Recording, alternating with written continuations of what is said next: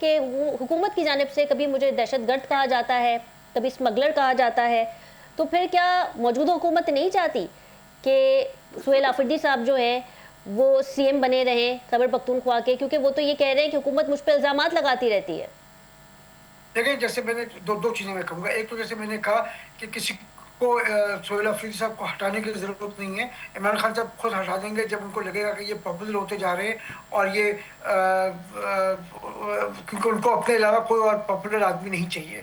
لیکن نمبر دو بات یہ جو آپ نے کہی کہ وہ کہتے ہیں کہ کبھی ان کو دہشت گرد کہا جاتا ہے، کبھی یہ کہا جاتا ہے. اصل دیکھیں، کل جو انہوں نے آج جو انہوں نے فرمایا، انہوں نے کہا کہ حکومت ہمیں پروف دے، اسٹیٹ ہمیں پروف دے کہ افغانستان کی سوائل جو ہے وہ استعمال ہو رہی ہے پاکستان کے خلاف. پوری دنیا جانتی ہے افغانستان کی سوائل جو ہے پاکستان کے خلاف استعمال ہو رہی ہے. ٹی ٹی پی کیا کر رہی ہے.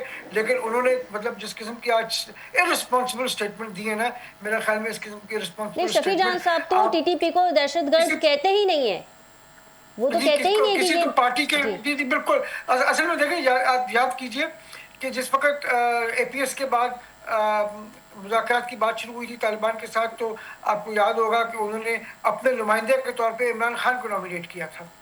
تو بیسیکلی ہمیں یہ ذہن میں رکھنا چاہیے کہ ٹی ٹی پی جو ہے وہ پی ٹی آئی کا ملیٹنٹ ونگ ہے، اور we should be very clear about this. اگر ہم کسی کو بھی اس کے اندر کوئی تھوڑا سا بھی وہ ہے نا لگتا ہے کہ ڈاؤٹ ہے، تو میرے خیال میں وہ ڈاؤٹ کلیئر ہو جانی چاہیے.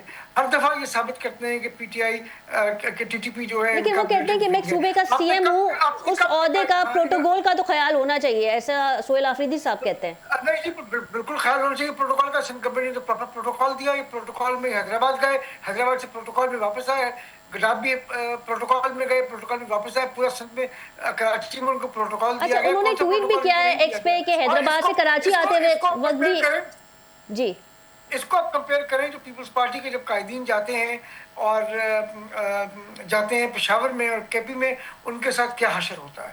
جس طریقے سے ان کو ڈنڈے مارے جاتے ہیں، جس طریقے سے ان کے اوپر آنسو گیس پھینکی جاتی ہے اور ان کو جلسہ تک نہیں کرنے دیا جاتا. آپ کے سامنے کچھ ماہ پہلے یہ ہو چکا ہے.